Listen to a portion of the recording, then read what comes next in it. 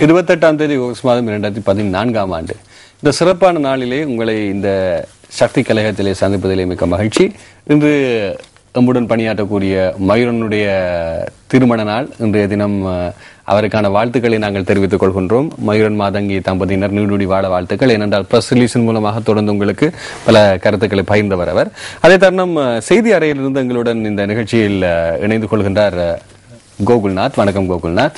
இனிய காலை வணக்கம் கஜமுகன். நேயர்களுக்கும் உற்சாகமான இனிய காலை வணக்கங்கள். இன்று வெளிவந்திருக்கக்கூடிய பத்திரிகைகளை முதல் நான் சுடரொளி பத்திரிகையினுடைய செய்தி தலைப்புகளுக்கு செல்கின்றேன். அந்த அடிப்படையில் பிரதான தலைப்பாக இருதரப்பு பேச்சுக்கு தயார் என்கிறது அரசு, கூட்டமைப்பு இன்னும் கோரிக்கை விடவில்லை என்று குற்றச்சாட்டு. தேசிய இன பிரச்சினைக்கு அரசியல் தீர்வை காண்பதற்காக தமிழ் தேசிய கூட்டமைப்புடன் இருதரப்பு பேச்சுக்களை முன்னெடுப்பதற்கு நாம் தயாராக இருக்கின்றோம் அரசு தெரிவித்திருக்கிறது. அத்துடன் இந்த விடயம் சம்பந்தமாக தமிழ் தேசிய கூட்டமைப்பிடமிருந்து இன்னும் கோரிக்கை எதுவும் விடுக்கப்படவில்லை என்றும் தெரிவிக்கிறது. இப்ப நானும் நீங்களும் பேசுறோம் கோகுல்.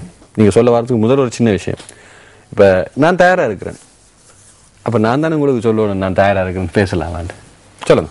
ஆமா கஜமுகன், இதிலே சுசில் பிரேமஜயந்த அமைச்சர் அவர்கள் ஒரு விடயத்தை குறிப்பிட்டிருக்கிறார். என்னவென்றால், கூட்டமைப்பு பாராளுமன்ற தெரிவு குழுவுக்கு சென்று அங்கம் வகிப்பதற்கு முன்னால் இலங்கை இனப்பிரச்சினை தொடர்பிலான பேச்சுவார்த்தைகளில் தமிழ் தேசிய கூட்டமைப்பு முதலிலே அரசாங்கத்தோடு பேச்சுவார்த்தைகளில் ஈடுபட வேண்டும் என்று கூறுகிறார். இதிலே ஒவ்வொரு சந்தர்ப்பத்திலும் அரசாங்கத்தில் இருக்கக்கூடிய அமைச்சர்கள் எல்லோருமே ஊடகங்கள் வாயிலாகவும் ஊடகவியலாளர் சந்திப்புகளிலும் இந்த விடயங்களை முன்வைக்கிறார்களே ஒழிய உத்தியோகபூர்வமாக ஏதேனும் ஒரு அழைப்பு கடிதத்தை அல்லது அதற்கான ஒரு ஆவணத்தை இவ்வளவு நாட்களாக தமிழ் தேசிய கூட்டமைப்புக்கு அனுப்பினார்களோ என்னவோ உங்களுக்கு தெரியாது. ஏனென்றால் அப்படியான ஆவணங்கள் எதுவும் கடிதங்கள் எதுவும் இருந்ததாக பத்திரிகைகளிலோயோ ஊடகங்களிலோயோ அப்படி ஒரு விடயமும் வரவில்லை, வெளியாகவில்லை. அந்த நேரத்திலே சுசில் பிரேமஜயந்த் அவர்கள் கூறுகின்ற அந்த விடயத்தில் இன்னொரு விடயத்தை அவர் குறிப்பிடுகிறார். ஜெனீவா மனித உரிமைகள் பேரவையில் அல்லது இந்தியாவிலே சென்று வேண்டுகோள்களை விடுப்பதனூடாக இலங்கை இன பிரச்சினைக்கு தீர்வு காண முடியாது. ஜனாதிபதி அவர்களுடைய காதுகளை திறந்து வைத்த வண்ணம் உள்ளார். எந்த ஒரு முறைப்பாட்டையும் அவரிடம் தெரிவிக்கலாம். ஆகவே பாராளுமன்ற தெரிவுக்குழுவுக்கு அங்கம் வகிப்பதற்கு முன்னால் அரசாங்கத்துடனான பேச்சுவார்த்தைகளில் தமிழ் தேசிய கூட்டமைப்பு ஈடுபட வேண்டும் என்று கூறியிருக்கிறார். இது எதனுடைய எதிரொலி என்றால், அண்மையிலே தமிழ் தேசிய கூட்டமைப்பினுடைய பாராளுமன்ற குழு தலைவர் இரா சம்பந்தன் தலைமையிலான குழுவினர் பாரதத்தினுடைய பிரதமர் நரேந்திர மோடியை சந்தித்திருந்தார்கள். அந்த நேரத்திலே மோடி அவர்கள் கூறியிருந்தார், ஒரு தூதுவர் ஒருவரை அல்லது ஒரு உயர்ஸ்தானிகர் ஒருவரை வைத்து இலங்கை தமிழர் பிரச்சனையை அணுகுவதற்கான எதிர்பார்ப்பிலே தான் இல்லை என்று கூறியிருந்தார். நேரடியாக தானேயே பிரத்யேகமாக இந்த பிரச்சனையை அணுக இருக்கிறேன் என்று கூறியிருக்கிறார். ஏனென்றால் மூன்றாவது இன்னும் ஒருவர் இருப்பாராக இருந்தால் அவருக்கு இருக்கக்கூடிய அதிகாரங்களின் அடிப்படையிலே சில விடயங்களை அவரால் செய்ய முடியாது போகும் என்று ஆபத் பாந்தவன் போன்று தமிழ் பேசுகிற மக்களுக்காக நரேந்திர மோடி அவர்கள் உறுதிமொழி வழங்கியிருந்தால் பொறுத்திருந்து பார்ப்போம் உறுதிமொழி என்ன ஆகிறது என்று. ஒரு விடயம், இதற்கு முன்னர் தெரிவுக்குழுவுக்கு சென்ற பாராளுமன்ற தெரிவுக்குழுவுக்கு சென்ற தமிழ் தேசிய கூட்டமைப்பின் இறுதி அமர்வுகளிலே எந்த ஒரு அரசு பிரதிநிதியும் இல்லை என்ற குற்றச்சாட்டு அப்போது வைக்கப்பட்டிருந்தது. ஆகவே தெரிவுக்குழுக்கு சென்றிருந்த போது அவர்கள் புறக்கணிக்கப்பட்டிருக்கின்றார்கள். பின்னர் அவர்கள் தெரிவுக்குழை இணங்க வைப்பதற்கு அங்கத்தவர்கள் தேவை என்று சொல்லும் போது அப்போதும் செவிசாய்க்கவில்லை. பின்னர் அவர்கள் புறக்கணித்ததன் பிற்பாடு வாருங்கள் என்று சொல்கின்றார்கள். நாங்கள் தயாராக இருக்கிறோம் என்று சொல்களை தவிர விண்ணப்பம் கொடுத்ததாக இல்லை. ஆகவே தோல்வி அடைந்தவன் தனது அடுத்த வழியை தான் பார்க்க செல்ல வேண்டும். அதே நேரத்தில் ஒரு திருமண வீடு ஒன்று வருகிறது என்று சொன்னால், நான் என்னுடைய அழைப்புதலை அவர் ஏற்றுக்கொள்ளவில்லை என்று ஏதேனும் ஒரு இடத்துக்கு சென்று அறை கூவுவது ஏற்புடையது அல்ல. முதலிலே நான் சம்பந்தப்பட்டவருக்கு அழைப்புதலை கொடுத்திருக்க வேண்டும். இதுதான் மிக முக்கியமான விடயம். மோடியுடனான பேச்சால் கூட்டமைப்புக்கே பாதகம், அமைச்சர் வாசு தெரிவு. பேரண்டால் அமைச்சர் வாசுதேவ நாணயக்கார இடதுசாரி கட்சிகளினுடைய ஒரு பிரதிநிதி. அவர் ஒரு இடதுசாரி கொள்கை உள்ளவர், அரசாங்கத்தில் இருக்கக்கூடியவர். தொடர்ந்து அரசாங்கத்திற்கான சில நிராகரிப்பு விடயங்களையும் அவர் கூறியிருக்கின்றார். அரசாங்கம் இப்படி செயல்படுவது தவறு என்று கூறியிருக்கின்றார். சில கட்சிகளோடு இணைந்து பேசுவது தவறு என்றும் கூறியிருக்கின்றார். இன நல்லெண்ணத்துக்கான அமைச்சராகவும் அவர் இருக்கின்றார். குறிப்பாக நல்ல உறவுகளை தமிழ் மக்களோடு வைத்துக் கொண்டும் இருக்கின்றார். ஆனால் அவர் கூறக்கூடிய விடயம் மோடியுடனான பேச்சால் கூட்டமைப்புக்கே பாதகம் என்று நான் நினைக்கின்றேன். அதன் அடிப்படை இடதுசாரி சிந்தனை தான். இடதுசாரி சிந்தனை. அதிலே இன்னும் ஒரு விடயத்தை குறிப்பிட வேண்டும் என்னவென்றால், கஜமுகன், உங்களுக்கு அடிப்படையான ஒரு வேலை இருக்கிறது. அந்த அடிப்படையான பிரைமரி ஆப்ஜெக்டிவ் என்று சொல்வார்கள். உங்களுடைய அடிப்படையான வேலையை நீங்கள் செய்யாமல் அதற்கு மேலதிகமாக எதனை செய்தும் அது பிரயோசனமாக இருக்காது. அவருடைய அமைச்சை பொறுத்தவரையிலே தேசிய மொழிகள் மற்றும் சமூக ஒருமைப்பாட்டு அமைச்சு அண்மையிலே யாழ்ப்பாணத்திலே ஒரு இலங்கை ஆண்ட ஒரு தமிழ் மன்னனுடைய சிலையை நிறுவினார்கள். அந்த மன்னனுடைய பெயர் இல்லாளன். அந்த எள்ளாளன் என்பது எள்ளாளன் என்று போடப்பட்டிருக்கிறது. ஆகவே இப்படியாக நாட்டிலே இருக்கக்கூடிய பல இடங்களிலே பெயர் பலகைகளிலே பல்வேறு விதமான மொழிக்கொலை இடம்பெற்றுக் கொண்டிருக்கிறது. ஆகவே தேசிய மொழிகள் மற்றும் சமூக ஒருமைப்பாட்டு அமைச்சராக இருக்கின்ற பொழுது இவ்வாறான விடயங்களை தவிர்ப்பதற்கான நடவடிக்கைகளை முன்னெடுக்க வேண்டும்.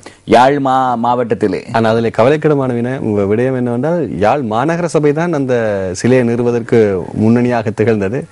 அது மிக கவலைக்கிடமான ஒரு விடயம். அவர்களுக்கே தமிழ் தெரியாமல் இருப்பது. ஆமா, நான் நினைக்கிறேன் நேற்று வந்த தகவலின் அடிப்படையில் அது திருத்தப்பட்டிருக்கிறது என்று உத்தியோகப்பற்ற ஒரு தகவல் வந்தது. விசாரித்து பார்க்க வேண்டும் கஜமுகன். எது எவ்வாறாயினும் நாட்டிலே சரியான முறையிலே இல்லாமல் எந்த ஒரு மொழியாக இருந்தாலும் அந்த மொழி சார்ந்து ஒரு அறிவிப்பை விடுக்கின்ற பொழுது அதிலே வார்த்தைகளிலே தவறு இருக்குமாக இருந்தால் அது ஏற்புடையதாக இருக்காது. இதற்கு அடுத்ததாக நவி பிள்ளை போன்றே புதிய ஆணையாளரும் செயற்படுவார். சட்டத்தரணிகள் கூட்டமைப்பு நம்பிக்கை. ஐக்கிய நாடுகள் மனித உரிமை ஆணைக்குழுவின் புதிய ஆணையாளர் பதவி விலகும் ஆணையாளர் நவீதம் பிள்ளையை பின்பற்றி செயற்படுவார் என்று எதிர்பார்ப்பு வெளியிட்டிருக்கின்றது இலங்கையின் சட்டத்தரணிகள் கூட்டமைப்பு என்ற விடயம் இங்கே பதிவு செய்யப்படுகிறது. ஆகவே இதே போன்றுதான் தொடரும் என்று அவர்கள் எதிர்வு கூறுகின்றார்கள். ஜோர்தானிய மன்னரனுடைய அந்த செயற்பாடுகள் இனி செப்டம்பர் மாத நடுப்பதியின் பின்னர் தான் சரியாக தெரியக்கூடியதாக இருக்கும் நமக்கு. இதிலே அந்த செய்தியில் கூட ஒரு சூட்சுமத்தை பாருங்கள் கஜமுகன். நீல நிறத்திலான ஒரு பின்புலத்தோடு அந்த செய்தி வந்திருக்கிறது. ஆகவே இதில் வேறு ஏதேனும் ஒரு விடயத்தை சங்கேதமாக அவர் உணர்த்து விளைகிறாரோ தெரியவில்லை. இப்ப செய்தியாளர்கள் உணர்த்த விளைகிறார்களோ தெரியவில்லை. அப்படியே விட்டு விடுவோம் நாமும். அடுத்து சீனாவில் தங்கி இருக்கும் நிலைமை இலங்கைக்கு. இழப்புகள் குறித்து எச்சரிக்கை.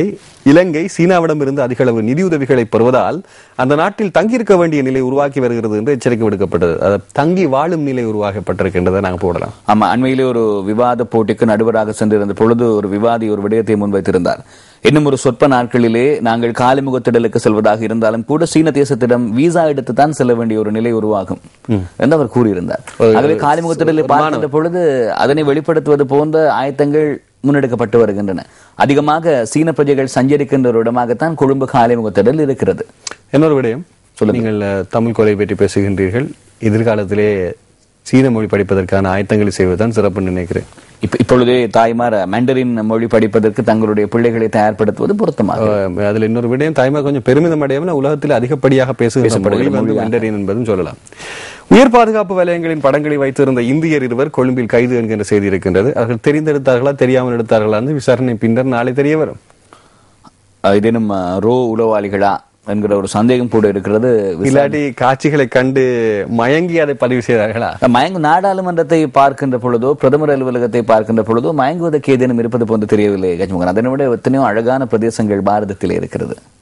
அதற்கு வேறு ஏதாவது இருந்தாலும் அக்கறைக்கு இக்கறை பட்சியதானே, அதைத்தான் நான் கூற வந்தேன். சரி, பார்ப்போம். இணையதள மோசடி 1300 முறைப்பாடுகள். அண்மையில் கூட புதுக்கடை நீதிமன்ற வளாகத்தில் இந்த இணையதள மோசடி பற்றி நாங்கள் பார்த்திருந்தோம். இது மாதிரி பல மோசடிகள் இருக்கின்றன. ஆனால் அதற்கான சரியான தீர்மானங்கள் அல்லது அந்த முறைப்பாடுகளுக்கு ஏற்ற கட்டளைகள் நியமிக்கப்பட்டால் சிறப்பாக இருக்கும். சந்திவெளி வாவியில் மூழ்கி குடும்பஸ்தர் பலி. இது மட்டக்களப்பு சந்திவெளி வாவியில் மூழ்கி குடும்பஸ்தர் ஒருவர் பலியாகிய சந்தர்ப்பம் இருக்கின்றது. அவர் வேண்டுமென்று இல்ல, தவறுதலாக அவாவையில் விழுந்து ஆட்டுப்பட்டிக்கு சென்று விட்டு ஆடுகளை எல்லாம் கட்டிவிட்டு வழியிலே திரும்பிக் கொண்டிருக்கின்ற பொழுது காலிடறி விழுந்திருக்கிறார் என்றுதான் அந்த சம்பவத்திலே பதிவாகி இருக்கிறது. அவ்வளவு பெரிய பாவியா அது? ஊவா தேர்தல் அவலம். இலங்கையில் தேர்தல் கால பகுதியில் வன்முறைகள் அரங்குவது என்றும் புதிய விடயம் அல்ல. ஆனால் ஊவா தேர்தலில் பெரிய அவலமாக இருக்கிறது. இந்த ஊவா தேர்தலை சொல்ல வேண்டிய மிக முக்கியமான விடம், இலங்கையிலே சன நெரிசல் குறைந்த பகுதி என்று பதிவு செய்யப்படுவது மொனராகலை மாவட்டம். ஆனால் நீங்க மொனராகலை மாவட்டத்திலே வன்முறைகள் அதிகமாக இருக்கிறது. எனக்கு விளங்கவில்லை எது என்ன விடயம் என்று. அதிகார துஷ்பிரயோகம் அவ்வளவு தூரத்துக்கு சென்றிருக்கிறது. எந்த ஒரு தேர்தலிலும் இப்பொழுது இருக்கின்ற பிரச்சனை என்னவென்றால், இப்பொழுது ஆளும் கட்சி கங்கணம் கட்டி கொண்டிருக்கிறார்கள். நிச்சயமாக இந்த தேர்தலிலே நாங்கள் தான் வெல்லுவோம் என்பது ஆளும் கட்சியினுடைய நிலைப்பாடாக இருக்கிறது. எதிர்கட்சியான ஐக்கிய தேசிய கட்சி எப்படியாவது நாங்கள் இந்த தேர்தலிலே வெல்வோம் என்று இப்பொழுது கூறிக்கொண்டிருக்கிறார்கள். தேர்தலின் பின்னர் அவர்கள் சொல்லுகிற கருத்து என்னவென்றால், தேர்தலிலே ஏதேனும் ஒரு மோசடி நடந்திருக்கிறது என்பது எதிர்கட்சி ஒவ்வொரு முறையும் சொல்லுகின்ற ஒரு கருத்து. இப்பொழுது ஆளும் கட்சியினுடைய வேட்பாளர்களுக்கு இடையிலே விருப்ப வாக்குகளை பெற்றுக் கொள்வதற்கான ஒரு போட்டி இருக்கிறது. இந்த போட்டியின் காரணமாக நீங்கள் பார்ப்பீர்களாக இருந்தால் கஜமுகன், அதிகளவான வன்முறைகள் ஒரு கட்சி வேட்பாளர்கள் தங்களுக்கிடையே முரண்பட்டதாகத்தான் இருக்கிறது. ஒருவருடைய சுவரொட்டியை இன்னொருவர் சென்று எடுத்திருக்கிறார், ஒருவருடைய பதாகைக்கு மேல் இன்னொரு பதாகையை வைத்திருக்கிறார். இப்படியான முறைப்பாடுகள் தான் பதிவாகி இருக்கின்றன. அடுத்து நாங்கள் இலங்கையில் இருந்தபடியாக இருக்கக்கூடிய வீரகேசரி பத்தினுடைய செய்திகளுக்கு செல்லலாம். வீரகேசரி பத்தினுடைய பிரதான தலைப்பு இப்படி இருக்கின்றது. கூட்டமைப்பு கோரினால் பரிசீலிக்க தயார். இருதரப்பு பேச்சுவார்த்தை தொடர்பில் அரசாங்கம் கருத்து. ஐக்கிய இலங்கையையே இந்தியா வலியுறுத்துவதால் பிரிவினையை கூட்டமைப்பினர் கோர முடியாது. சென்னையில் சம்பந்தன் தெரிவிப்பு. ஒரு விதத்தில் நாங்கள் பார்க்கலாம், கடந்து இவர்கள் அதாவது 2009 காலப்பகுதியில் இருந்து விடுதலை புலிகள் முறையடிக்கப்பட்ட காலத்தில் இருந்து ஒரு விடயத்தை நிதர்சனமாக அதே நியமனத்திலே கூறிக்கொண்டிருக்கின்றார் தமிழ் தேசிய கூட்டமைப்பினுடைய தலைவர் சம்பந்தன். அவரது கட்சிக்கிடையில் இருக்கக்கூடிய பிணக்குகளை கொண்டவர்கள் வேறு கட்சிகளை உருவாக்கி இருக்கின்றார்கள். அதாவது தனி தேசத்திற்கும் ஐக்கிய நிலைப்பாட்டுக்கும் இடையிலான வித்தியாசம், அதில் வேறு வேறு கட்சிகள் இருக்கின்றன.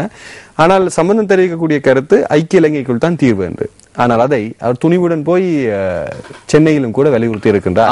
இதிலே இன்னும் ஒரு முக்கியமான விடயம் கஜமுகன் என்னவென்றால், பாரதிய ஜனதா கட்சி இடையூறு நேர அறிக்கையை பார்த்துவிட்டு வரலாம். அதிநவீன வசதிகளுடன் புதிய ஹீரோ பிளஷர் நீங்கள் அனுபவித்ததிலும் அதிக ஆனந்தம். ஆமா, சென்னையில் தொடரலாம். ஆமா, பாரதிய ஜனதா கட்சியினுடைய சென்னையில் இருக்கக்கூடிய அலுவலகம் கமலாலயம். அதிலே பாரதிய ஜனதா கட்சியினுடைய சென்னைக்கான மாநில செயலாளர் திருமதி தமிழிசை சவுந்தரராஜன் மற்றும் மத்திய இணையமைச்சர் பொன் ராதாகிருஷ்ணன் இவர்களோடுதான் இந்த பேச்சுவார்த்தையை தமிழ் தேசிய கூட்டமைப்பினர் முன்னெடுத்திருக்கிறார்கள். இதிலே கூற வருகிற விடயம் என்னவென்றால், இப்பொழுது இந்தியா ஐக்கிய இலங்கைக்குள் தான் பிரச்சனைக்கு சுமூகமான ஒரு தீர்வு வர வேண்டும் என்கிற நிலைப்பாட்டிலே இருக்கிறது. ஆதலால் அந்த நிலைப்பாட்டினை ஆதரிக்க வேண்டிய ஒரு நிலையிலே தமிழ் தேசிய கூட்டமைப்பு இருக்கிறதாக சம்பந்தன் அவர்கள் கூறியிருக்கிறார். இதிலே அப்படி என்றால் இதற்கு முன்னர் சந்தித்த சந்திப்புகளினுடைய அந்த ஒரு முத்திரை ஒன்றும் அவர் மனதில் இருப்பதாக தெரிகிறது. இதே நேரத்தில் இதற்கு முன்னர் தமிழ் தேசிய கூட்டமைப்பினுடைய நிலைப்பாடு வேறாக இருந்திருக்கலாம் என்பதை இந்த சந்திப்பின் மூலமாக வெளிவந்திருக்கக்கூடிய கருத்துக்கள் நமக்கு. இலங்கையிலும் கூட அவர் ஐக்கிய இலங்கைக்குள் ஒரு அரசியல் தீர்வு, நிரந்தரமான ஒரு அரசியல் தீர்வை தான் கேட்டுக்கொண்டிருப்பதாக எனக்கு தெரிகிறது. அதாவது கஜமுகன், தமிழீழ விடுதலை புலிகள் முறியடிக்கப்படுவதற்கு முன்னர் அவர் இருந்த நிலைப்பாடுக்கு அதன் பின்னர் அவருடைய நிலைப்பாடு வேறாகத்தான், அதாவது தமிழ் தேசிய கூட்டமைப்பினுடைய நிலைப்பாடு வேறாகத்தான் இருந்திருக்கிறது. ஐக்கிய இலங்கைக்குள்ளே ஒன்றுபட்ட சமூகங்கள் ஒன்று சேர்ந்து இருக்க வேண்டும் என்கின்ற விடயத்தை என்னுடைய அறிவு கட்டிய வரையிலே முதலாக தமிழர் விடுதலை கூட்டணியினுடைய செயலாளராக இருந்த வீரசிங்கம் ஆனந்த சங்கரி அவர்கள் வலியுறுத்தியிருந்தார். அதற்கு பிறகு தமிழ் தேசிய கூட்டமைப்பினரும் அதில் இருக்கக்கூடிய நல்ல விடயங்களை ஆராய்ந்து பார்த்து சில மாற்றங்களை செய்து இதைத்தான் ஏற்றுக்கொள்ள வேண்டும் என்று கூறுகிறார்கள். 13 விட மேலதிகமாகவா? இதுதான் இப்போது பேச வேண்டிய மிக முக்கியமான விடயமாக இருக்கு. மதத்தை காப்பாற்றுவதற்கு இந்து மக்கள் பொதுபல சேனாவுடன் சேர வேண்டியது இல்லை. அகில இலங்கை இந்து மாமன்றம் கூறுகிறது. நேற்று புதிதாக ஒரு பெயர் ஒன்று வாசிச்சேன். ஒரு இயக்கம் போய் பொதுபல சேனாவுடன் இயங்கி இருக்கிறது. அதற்கு அகில இலங்கை இந்து மாமன்றம் இப்படி சொல்கிறது. அகில இலங்கை இந்து சம்மேளனம் என்கின்ற இயக்கம் பொதுபல சேனாவோடு இணைந்து இந்து பௌத்த தர்ம பாதுகாப்பு சபை என்கிற ஒரு சபையை நேற்று முன்தினம் நிறுவியிருந்தது. இப்பொழுது இந்து மாமன்றம் என்ன கூறுகிறது என்று சொன்னால், இந்து மாமன்றத்திற்கும் அகில இலங்கை இந்து சம்மேளனத்துக்கும் இடையிலே எந்த விதமான தொடர்பும் இல்லை. பலர் எங்களிடம் விசாரிக்கிறார்கள், ஆகவே தொடர்பு இல்லை. அதே நேரத்திலே பொதுபல சேனாவோடு இவர்கள் அகில இலங்கை இந்து சம்மேளனம் சேர வேண்டிய அவசியம் இல்லை என்று கூறுகிறார்கள். இதில் இந்த அகில இலங்கை இந்து சம்மேளனம் எப்படியான கைங்கரியங்களை முன்னெடுத்திருக்கிறது என்பது தொடர்பில் நான் கொஞ்சம் தேடி பார்த்தேன். மதமாற்றத்துக்கு எதிரான ஒரு பாரிய ஊர்வலத்தை அண்மையிலே கொழும்பிலே ஏற்பாடு செய்து வெற்றிகரமாக நடத்தி இருக்கிறார்கள். அது மாத்திரமல்லாமல் அமைதி நிலையிலே இருந்து சில சேவா காரியங்களை முன்னெடுத்திருக்கிறார்கள். இதை நான் எப்படி காண்கிறேன் என்றால் கஜமுகன், அகில இலங்கை இந்து மாமன்றம் அது மாத்திரமல்லாமல் இந்து மதத்தினை காப்பாற்றுவதற்காக முன்வருகிற அமைப்புகள் எல்லோரும் ஒன்றிணைந்து, இந்த தமிழ் கட்சிகள் எல்லாம் ஒன்றிணைந்தால்தான் தமிழ் மக்களுக்கு விமோசனம் என்பது போல இவர்கள் எல்லோரும் ஒன்றிணைந்தால்தான் இந்துக்களினுடைய பலம் அதிகரிக்க முடியும். இதிலே ஒருவரை இன்னுமொருவர் விமர்சிப்பது எந்த அளவுக்கு இந்து சமுதாயத்திற்கு பயனுடைய ஒரு விடயமாக இருக்கும் என்பதை நாங்கள் சிந்திக்க. ஒரு பக்கம் அது, இன்னொரு பக்கம் அந்த ஒற்றுமை இல்லாமல் வேற சிலருடன் போய் ஒப்பந்தம் செய்வதும் எந்த அளவு தூரத்துக்கு நியாயமான விடயம் என்பதை நாங்கள் சிந்திக்க வேண்டும். முதலிலே ஊடகவியலாளர்கள் என்று சொன்னால் பொதுவாக நீங்களும் ஊடகவியலாளர்கள் முதல் அதை நாங்கள் நிலை நிறுத்திவிட்டு அடுத்த கட்ட நடவடிக்கை செல்லலாம். அதிலே கொள்கை ரீதியான என்னென்ன காரணங்கள் அந்த ஒப்பந்தத்திலே உள்ளடக்கப்பட்டிருக்கின்றன என்கின்ற விடயங்களை நாங்கள் ஆழமாக ஆராய்ந்து பார்க்க வேண்டும். ஆகவே இதன் மூலமாக என்ன நடக்கிறது என்று சொன்னால், இந்து மதத்தை பின்பற்றக்கூடியவர்கள் இந்து மதத்தில் இருக்கக்கூடிய இந்துக்களிடத்திலே ஒரு சலனத்தை, ஒரு குழப்பத்தை ஏற்படுத்துகின்ற முயற்சிகள் போன்று இருக்கிறது. ஆகவே ஒரு உண்மை இருக்கிறது, இலங்கையில் அதிகப்படியாக மதமாற்றம் செய்யப்பட்டவர்கள் இந்துக்கள் என்பது அதையும் நாங்கள் இந்த இடத்திலே ஞாபகப்படுத்த. அந்த நேரத்திலே அகில இலங்கை இந்து மாமன்றம் எப்படியான காரியங்களை முன்னெடுத்தது என்கிற ஒரு கேள்வியையும் நாங்களே கேட்டும் பார்க்கலாம். சூரா சபை உலமா சபை இலங்கைக்கு தேவையில்லை, பொதுபல சேனா கூறுகின்றது. இதிலே பொதுபல சேனா என்ன கூறுகிறது என்று சொன்னால், மத்திய கிழக்கு தேசங்களிலே இஸ்லாமிய ரீதியான சில சட்ட விதிமுறைகளை பின்பற்றுவதற்காக சூரா சபை, உலமா சபை என்கின்ற சபைகள் அமைக்கப்பட்டிருக்கின்றன. இந்த சூரா சபை, உலமா சபை என்பன இலங்கையிலும் இருக்கின்றன. ஆகவே இதிலே பொக்கோ ஹராம் கிளர்ச்சியாளர்கள், ISIS போராளிகள், இப்படியான பல அமைப்புகள் இருக்கிறது. மத்திய கிழக்கு தேசங்களிலே இருக்கக்கூடிய சூரா சபை, உலமா சபை இந்த இயக்கங்களை ஏற்றுக்கொள்கின்றன. இலங்கையில் இருக்கக்கூடிய சூரா சபை, உலமா சபை, பொக்கோ ஹராம் போராளிகள், ISIS கிளர்ச்சியாளர்கள், இப்படியான போராளிகள் மேற்கொள்கின்ற விடயங்களை ஏற்றுக்கொள்கிறார்களா இல்லையா என்கின்ற நிலைப்பாட்டினை பகிரங்கமாக தெரிவிக்க வேண்டும். நிலைப்பாட்டை தெரிவிக்காமல் அவர்கள் இருக்கிறார்கள் என்றால் இதனை மறைமுகமாக ஏற்றுக்கொள்கிறார்கள் என்கிற அர்த்தம் வருகிறது என்று ஒரு தர்க்கத்தினை பொதுபல சேனா முன்வைத்திருக்கிறது. ஆக மொத்தத்திலே அவர்கள் சொல்ல விளைகிற விடயம் என்னவென்றால், அவர்கள் அந்த ஊடகவியலாளர் சந்திப்பிலே, நேற்று முன்தினம் நடைபெற்ற ஊடகவியலாளர் சந்திப்பிலே, சூரா சபை, உலமா சபை சிங்கள பௌத்த தேசமாக இருக்கக்கூடிய இலங்கைக்கு ஏற்புடையதா இல்லையா என்கிற ஒரு நிலைப்பாட்டை முன்வைத்திருக்கிறார்கள். அடுத்த செய்திகளுக்கு நாங்கள் செல்லாம். நல்லூரில் காவடி ஆடிய ராணுவத்தினர் என்கின்ற செய்தி ஒன்று இங்கே பிரசுரமாக இருக்கிறது. நேற்றைய தினம், இன்றைய தினம் நல்ல நல்ல செய்திகள் சில கிடைக்கின்றன. ஒன்று, இஸ்ரேலிலே யுத்த நிறுத்தம், இஸ்ரேல் பாலஸ்தீன் காசா எல்லையில் இருக்கக்கூடிய யுத்த நிறுத்தம். இரண்டாவது, மட்டக்களப்பில் இறந்த ஒரு பெண்மணியினுடைய 2 கிட்னிகள் மொன்றாகலை, கண்டி ஆகிய பிரதேசங்களைச் சேர்ந்த சிங்கள பெண்களுக்கு பொருத்தப்பட்டு வெற்றிகரமாக அவர்கள் வாழ்ந்து கொண்டிருக்கிறார்கள் என்ற விடயம். அதாவது இரத்தத்துக்கும் சதைக்கும் சிந்தனைக்கும் இனம் மதம் வேறுபாடு இல்லை என்பதற்கான ஒரு பொது. மூன்றாவதாக, ஆன்மீகத்துக்கும் எந்த ஒரு கொள்கைக்கும் தொடர்பு இல்லை என்பதற்கும் இது ஒரு நல்ல ஒரு உதாரணமாக இருக்கின்றது. இறைவன் பொதுவான என்கின்ற ஒரு. அதே நேரத்தில் முருக கடவுளைத்தான் கத்திரகம தேவியோ வந்து கதிர்காமத்திலே சகோதரித்தவர்களும் போற்றி வழிபடுகிறார்கள். ஆகவே முருக வழிபாடு என்பது இந்து சமயமாக இருந்தாலும் சரி, பௌத்தமாக இருந்தாலும் சரி, இருவேறுபட்ட மதப்பிரிவினரும் ஏற்றுக்கொண்ட ஒரு வழிபாடாக இருக்கிறது. ஆகவே அதனை வெளிப்படுத்துகிற ஒரு சான்றாக நல்லூரில் காவடி ஆடிய ராணுவத்தினர் என்கிற இந்த செய்தி. ஒரு சின்ன இடை விலகல் சொல்ற மனதிலே ஒரு சின்ன ஒரு சமிக்கை எப்போதும் கிடைக்கும் போதுதான் அதிலிருந்து ஏனைய சிந்தனைகள் பிறக்கும் என்பது பொருள். இது வீரகேசரி பத்திரிகையினுடைய செய்திகளாக இருக்கின்றன இன்றைய தினம். அதனைத் தொடர்ந்து கார்ட்டூனை கொஞ்சம் பார்ப்போம். வீரகேசனுடைய கார்ட்டூன், மிதக்கும் மக்கள். புளோட்டிங் மார்க்கெட்ல வந்து ஜனாதிபதி போறதும் வரையும், ஆனா அந்த வாவிக்குள்ள மிதந்து கொண்டிருப்பது மக்கள் போன்ற காட்சியும் இருக்கின்றது. இனப்பிரச்சனைக்கான தீர்வு விடயத்தில் அவசரப்படாத இந்தியாவின் போக்கு, இதைத்தான் நாங்கள் பேசிக் கொண்டிருந்தோம். ஆசிரியர்கள் தலைப்பாக வைத்து விட்டார்கள் ஆசிரியர் தலையங்கத்திலே. வீரகேசரி பத்திரிகை தொடர்ந்து தினக்குரல் பத்திரிகைக்கு செல்வோம். தினக்குரலுடைய பிரதான தலைப்பு இப்படி இருக்கின்றது இன்றைய தினம். ஐக்கிய நாடுக்கு ஒத்துழைப்போர் பழிவாங்கப்படாமல் இருப்பதை உறுதிப்படுத்துங்கள். 6 சர்வதேச மனித உரிமை அமைப்புகள் கூட்டாக கோரிக்கை. ஆனால் அரசு சார்பற்ற நிறுவனங்கள் தான் இலங்கைக்கு அச்சம் விளைவிக்கின்றன. அரசு சார்பற்ற நிறுவனங்கள் அப்புறப்படுத்த வேண்டும் என்று சொல்லுகின்ற அரசு 6 சர்வதேச மனித உரிமை அமைப்புகள் கூட்டாக விடுத்த கோரிக்கையை ஏற்றுக்கொள்ளுமா? ஆமா, இதிலே முக்கியமான ஒரு விடயம் என்னவென்றால் கஜமுகன், அரசாங்கத்தினுடைய நிலைப்பாடு உள்நாட்டுக்குள்ளே ஒரு விதமான நிலைப்பாடு, வெளிநாட்டிலே வேறொரு நிலைப்பாடு. ஆகவே உள்நாட்டிலே எந்தெந்த விடயத்திலே எல்லாம் அவர்கள் வந்து சண்டியர்களாக இருந்தாலும் சரி, வெளிநாட்டுக்கு சென்றவுடனே வீட்டுக்குள்ளே இருக்கிற கணவரை போல சில இடங்களிலே அடங்கித்தான் போவார்கள். ஆகவே இந்த விடயத்தை பொறுத்தவரையிலே ஐக்கிய நாடுகள் சபைக்கு ஒத்துழைப்பு வழங்குகிறவர்கள் பழிவாங்கப்படாமல் இருப்பதை உறுதிப்படுத்துங்கள் என்கிற நிலைப்பாடு மொத்தமாக தமிழ் பேசுகிற மக்களினுடைய ஏகோபித்த ஒரு நிலைப்பாடு தான். அந்த ஒரு நிலைப்பாடு தான் இன்று மனித உரிமைகள் அமைப்புகளும் முன்வைத்திருக்கின்றன. தமிழ் கூட்டமைப்பு கோரினால் இருதரப்பு பேச்சுக்கு தயார் அரசாங்கம் அறிவிப்பு. எல்லா பத்திரிகையும் அந்த தலைப்பை தான் சுமந்து கொண்டிருக்கிறது. யாழ் அபிவிருத்தி ஆரம்ப நிகழ்வுகளில் ஒன்றிணைந்த துருவங்கள் என்கிற செய்தி பிரசுரமாக இருக்கிறது. அதாவது பெசில் ராஜபக்ச அவர்கள், அதே நேரத்தில் யாழ்ப்பாணத்தின் வடமாகாண முதலமைச்சர் CV விக்னேஸ்வரன் அவர்கள், நடுவிலே யாரு? இந்திய விவசாயிகள் YK சின்ஹா அவர்கள். இதில் இந்தியா மத்தியஸ்தம் வகிக்கிறது, மத்திய அரசுக்கும் மாகாண அரசுக்கும் இடையிலே என்பதை சங்கேதமாக வெளிப்படுத்துவது போன்று இந்த படம் இருக்கிறது. இருந்தாலும் கூட இதிலே சமபலம் இருப்பது போன்று தோற்றமளித்தாலும் கூட வடமாகாண ஆளுநர் மேஜர் ஜெனரல் GA சந்திரசேகர் இன்னும் ஒரு பக்கத்தில் இருக்கின்ற காரணத்தினால் சமபலம் என்பது எப்பொழுதுமே இல்லை. அவர் எந்த பக்கத்தில் அமர்ந்து கொண்டிருக்கின்றார்? அநேகமாக நான் நினைக்கிறேன் பொருளாதார அபிவிருத்தி அமைச்சருடைய பக்கத்திலே இருப்பதற்கான வாய்ப்பு இருக்கிறது. கொழும்பு வடமாகாண அரசுகள் இணைந்து செயற்பட வேண்டும், இப்படி ஒரு தலைப்பு இருக்கின்றது. இலங்கையில் மத்திய அரசும் வடமாகாண அரசும் இணைந்து செயற்பட வேண்டும் என்பதே இந்தியா எதிர்பார்ப்பு. அவ்வாறு இணைந்து செயற்படும் இடத்து இந்தியா இன்னும் பல்வேறு உதவிகளை வழங்க தயாராக உள்ளது என்று இந்திய தூர் YK சின்ஹா அதே நிகழ்ச்சியில் தெரிவித்திருக்கிறார். இதில் நீங்கள் யோசித்து பாருங்கள் கஜமுகன், இந்த நிகழ்ச்சிக்கான ஆசன ஒழுங்குகளை மேற்கொள்ளக்கூடியவர் எப்படியாக யோசித்து ஒரு ராஜதந்திர ரீதியிலான ஒரு நகர்வோடு இருந்துதான் இந்த ஆசனங்களை ஒழுங்குபடுத்தி இருப்பார். காலத்தை நீங்கள் யோசிக்கவில்லை. கூட்டத்தினுடைய மோடி சந்திப்பு, மோடி இலங்கைக்கு வராத நிமித்தம், இப்போது தமிழ்நாட்டுடனான பேச்சு, 13வது அரசியலமைப்பு பற்றி பேச்சு, சர்வதேச விசாரணை, இலங்கை அதன் விசாரணைக்கு உலக விசாரணைக்கு வரும்படியான அறிவுறுத்தல், இத்தகைக்கு மத்தியில் இந்தியாவினுடைய பலம் இதுல இந்த என்ன பொறுத்தவரை அந்த நிகழ்ச்சிக்கு ஆசனங்களை ஒழுங்கு செய்தவர் ஒரு பெரிய ராஜதந்திரி தான். ஐக்கிய நாடுகளுக்கு ஒத்துழைப்பு நாங்கள் பார்த்த செய்தி, மொனராகலையில் இரவு நேரத்தில் வாகனங்களை சோதனையிடுங்கள் என்கின்ற செய்தி இருக்கிறது. அவ்வளவு ஒவ்வொரு வாகனத்தையும் சோதனை இடத்துக்கு நான் 50 கிலோமீட்டர் தொலைவில் இருக்கும். ஏன்னா நீங்க மொனராகலுக்கு போனா தெரியும், அந்த மொனராகல மாநிலத்துல மொனராகல டவுனை தவிர வேறு இடங்கள் எல்லாம் மிக தொலைவில் இருக்கக்கூடிய இடங்களாகத்தான் இருக்கின்றன.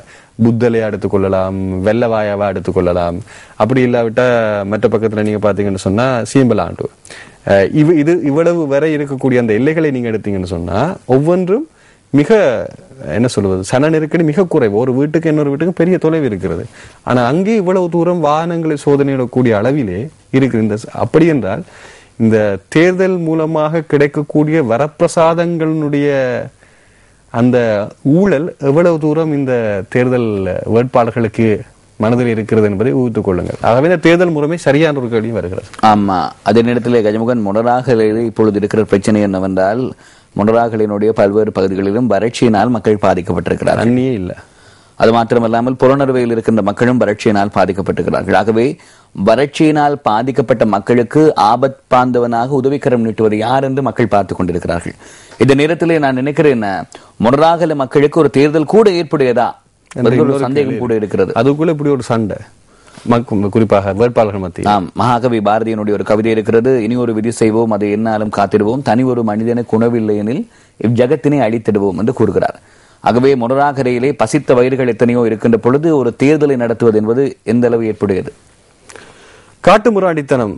தினக்குரல் 10 என்னுடைய ஆசிரியர் தலையங்கம். ஈராக் சிரியாவின் கணிசமான பகுதிகளை தமது கட்டுப்பாட்டுக்குள் வைத்திருக்கும் இஸ்லாமிய அரசின் IS போராளிகள் கடந்த வாரம் அமெரிக்க ஊடகவியலாளர் ஜேம்ஸ் போலியை சிரச்சேதம் செய்திருக்கும் காட்டுமிராண்டித்தனமான நடவடிக்கை. அதாவது ஊடகவியலாளர்களுக்காக கருத்து தெரிவிக்கின்றார்கள்.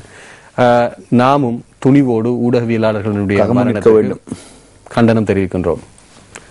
ஊவா தேர்தல் வன்முறைகள், மக்கள் வறட்சியோடு இருக்கின்றார்கள். நீங்கள் சொன்ன செய்தியை பிரதீப் கேலி சித்திரமாக அருமையாக கேலி சித்திரம் பிரதீப் காலத்துக்கு ஏற்ற விடயம். ஆனால் எதை வேண்டுகின்றார்கள் என்ற ஒரே ஒரு விடயம் மழை மட்டும்தான்.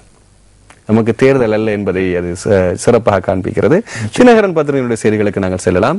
தமிழ் கூட்டமைப்பு கோரிக்கை விடுத்தால் அரசு நேரடி பேச்சுக்கு தயார். இந்தியாவுக்கோ வேறு நாடுகளுக்கோ சென்று பயனில்லை. தெருவுக்குழுவில் வந்து யோசனைகளை முன்வைக்கலாம். இப்போதுதான் எனக்கு சரியாக விடி வருகிறது. அமைச்சர் சுசில் பிரேமஜெயந்த் என்ன சொல்றாருன்னா, அவர்கள் எங்களை அழைத்தால் நாங்கள் செல்வதற்கு தயார் என்பதுதான். பாருங்கள், தமிழ் கோரிக்கை விடுத்தார், நீங்க அழையுங்க, என்ன எந்த திருமணம் இது, நான் தயாரா இருக்கேன், நீங்க அழையுங்க, நீங்க வாரணும்னு சொல்லுங்க, அப்ப நான் உங்களுக்கு விண்ணப்பம் தரேன் என்பது போல் இருக்கு. நாங்கள் அதில் இன்னும் கொஞ்சம் திருத்தம் ஒன்று போடணும்.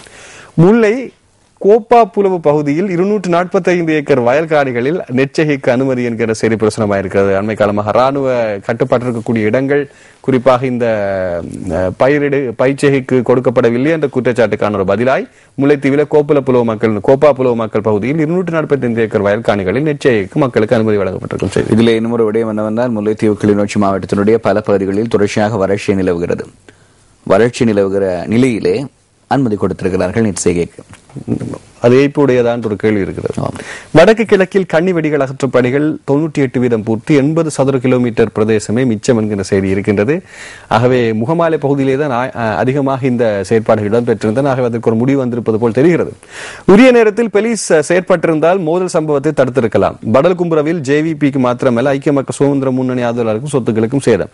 இங்கே இப்போது இந்த போட்டியில நியாயத்துவம் என்னன்றதான் பார்க்கின்றார்கள். அந்த போட்டியே தேவையில்லை என்பதுதான் எங்களுடைய பதிவாக இருக்கிறது. திவிநெகும நிவாரணம் பெறும் குடும்பங்களுக்கு குறைந்த வட்டியில் பிணையற்ற கடன் என்கின்ற செய்தி பிரசுரமாயிருக்கு. இந்த திவிநெகும வாழ்வெழுச்சி நிவாரணம் எதற்கு செயல்படுத்தப்படுகிறது? இது திவிநெகும என்பது பொருளாதார அபிவிருத்தி அமைச்சனுடைய கண்காணிப்பின் கீழே முன்னர் வழங்கப்பட்ட சமுர்த்தி என்பது போல வறிய பயனாளிகளுக்கு வழங்கப்படுகின்ற ஒரு விடயம் கஜமுக. இதன் மூலமாக பலர் வட்டியில்லா கடன் கொடுக்கப்படுது. பாகிஸ்தான் விமானப்படை தளபதி இலங்கை வருகை. இந்த காலத்தில் இப்படி ஒரு வருகையும் இருப்பதையும் நாங்கள் கொஞ்சம் பார்க்க வேண்டும். இதை தவிர்த்து இன்று வழியாக இருக்கக்கூடிய யாழ் தினக்குரல் 10 தலைப்பை அவசரமாக பார்க்கலாம். தமிழ் கூட்டமைப்பு கோரினால் இருதரப்பு பேச்சுக்கும் தயார். நாங்கள் பார்த்த செய்தி, அமைச்சர் பெசிலின் யாழ்ப்பாண வருகையால் திணைக்களங்களின் சேவைகள் பாதிப்பு, மக்கள் அலைச்சல், நீர் வீண் விரயம், பாதுகாப்பு கெடுவடி. ஏன்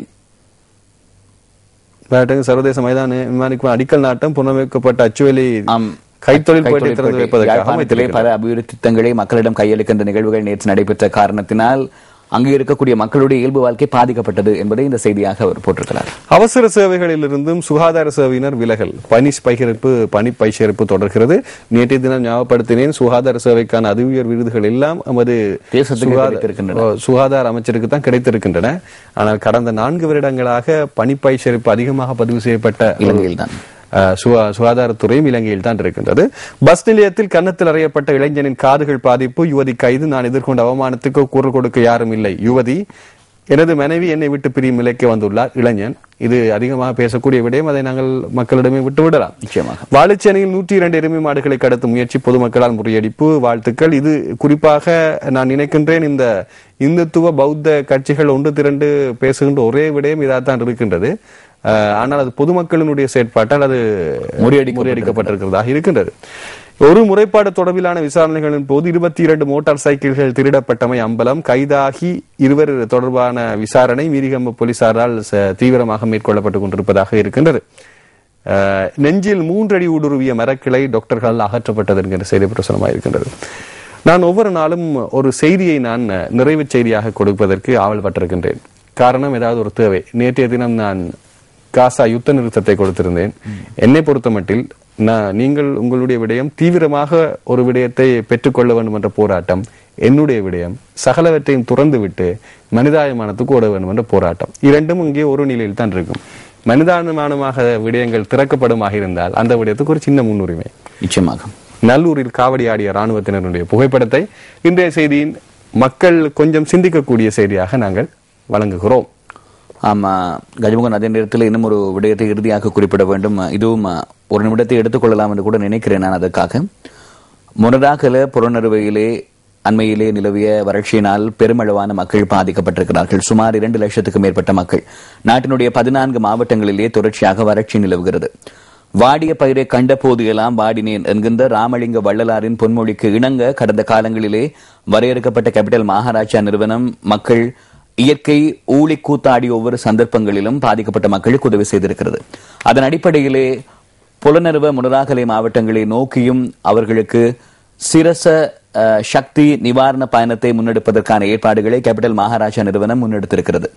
ஆகவே இந்த பயணத்தை தனி ஒருவராக இருந்து நாங்கள் முன்னெடுக்காமல் ஏனைய நிறுவனங்களோடு இணைந்து இந்த பயணத்தை முன்னெடுப்பதற்கு நாங்கள் திடமாக இருக்கிறோம். ஆகவே இன்று காலை 9 மணி முதல் தெப்பானமவிலே இருக்கக்கூடிய கலையகத்தில், அது மாத்திரமல்லாமல் ரத்மலான ஸ்டைன் கலையகம், கேபிட்டல் மகாராஜா நிறுவனத்தினுடைய தலைமை காரியாலயத்தில் நீங்கள் உங்களுடைய நிவாரண பொதிகளை கையளிக்க முடியும். உலருணவுப் பொருட்களாக இருந்தால் சிறப்பு.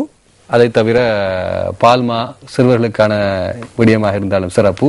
மக்கள் பாதிக்கப்படுகிறார்கள். நாங்கள் நிச்சயமாக கொண்டே சேர்ப்போம் என்கிற உறுதிமொழி நான் உங்களுக்கு கூற வேண்டியதில்லை. அந்த முத்திரை உங்கள் இதயத்திலே பதியப்பட்டிருக்கும்.